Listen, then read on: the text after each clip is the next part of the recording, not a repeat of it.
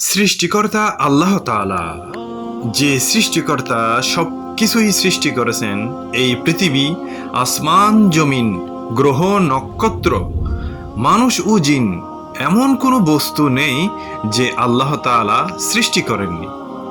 তারপরও মানুষ কি করে আল্লাহকে বাদ দিয়ে অন্য কারো ইবাদত করে, মূর্তি পূজা করে? মূর্তি পূজার সাথে সৃষ্টিকর্তার কোনো সম্পর্ক নেই, কারণ আল্লাহ তাআলা তিনিই সৃষ্টিকর্তা।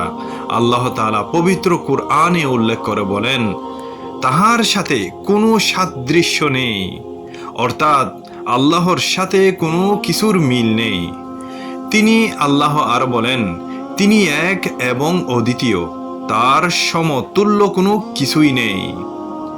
মূর্তি পূজা কখনো এক ঈশ্বরের ইবাদতের সাথে সম্পর্ক হতে পারে না। আল্লাহ পবিত্র, মহান, মহা শক্তিশালী। অতএব এটাই বিশ্বাস করতে হবে, আল্লাহ ছাড়া কোনো ইলাহ নেই, তার কোনো শরিক নেই।